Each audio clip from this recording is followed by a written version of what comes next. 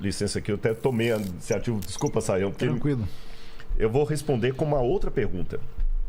Se Cristo é Deus e Cristo morreu, como pode um Deus eterno sinceramente morrer? Se Deus é Deus, como é que tem um grande conflito entre o bem e o mal? Eu só tenho uma resposta para te dar, André. Deus vai parecer heresia no primeiro momento, mas ouça até o final, você vai entender. Deus não luta com o diabo com os poderes de Deus. Porque se Deus lutasse com o diabo como Deus, não teria luta. Teria massacre. O próprio fato de ter um grande conflito entre o bem e o mal significa que Deus não luta com as armas de Deus. Ele luta com o caráter de Deus. Porque quando começou a rebelião no céu, que se estendeu para o planeta Terra, a grande acusação é que Deus era um déspota, que ele nos obrigava. E quando o diabo nos acusa, não é só acusar os nossos pecados, como muita gente pensa, não. Ele nos reclama para ele. E como no caso do livro de Jó, que ele falou o seguinte: Jó está te servindo porque o Senhor compra Jó, tira os bens dele, eu quero ver se ele te segue. Deus deixou Jó sofrer para mostrar para o universo que Deus não obriga, Deus não é um ditador. E no final das contas, o bem vai vencer o mal, não com superpoderes de Deus, Marvel, mas sim com o caráter de Deus.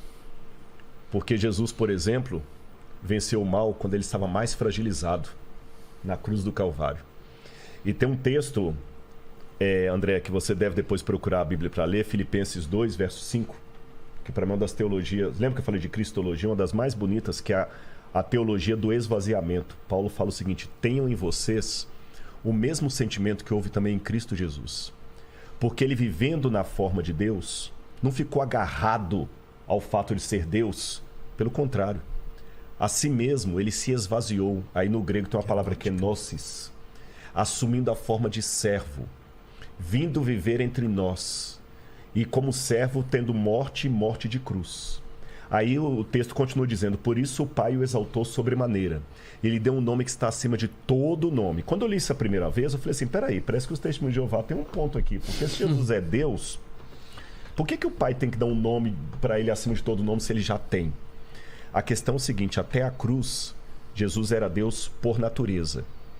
Mas com o que ele fez na cruz do Calvário, ele é Deus por natureza e por honra ao mérito. Ele é Deus e merece ser Deus. Se tivesse vaga para Deus no universo, o único ser capaz moralmente é Jesus.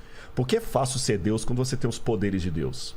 Mas manter a nobridade, o caráter de Deus, quando você está temporariamente destituído daquela glória, é que é a questão. E ele venceu com a fraqueza. Ele venceu com o caráter.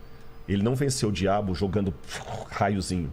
E aquele fogo de enxofre que vai vir consumir os ímpios no final, não é Deus mandando raiozinho ali, brincando, não. Ele se afastando, respeitando a decisão que eles tomaram. Que aí eles vão enfrentar a ausência absoluta de Deus. Mas até então, ele vence o mal com o caráter dele. Cristo se esvaziou para estar justamente no nosso nível. Por dois motivos ele se esvaziou, Pedro. Não, André, né, André? Primeiro, para revelar o Pai. Porque Deus é tão grandioso que se Jesus não revelasse, nós nunca íamos conhecer Deus. Lutero dizia que os homens usam uma máscara para se esconder. Deus é o contrário, ele usa uma máscara para se revelar. Porque ele é tão grandioso que o jeito dele se revelar é se ocultando. E o segundo, quando nós estávamos mortos em nossos pecados, ele se fragilizou, tomou a nossa humanidade e com o seu amor e o seu caráter, ele venceu o mal. Essa é a maior prova de que ele é poderoso. Porque poder não é você usar algo que você pode para arrebentar o outro. É você poder fazer isso e não fazer.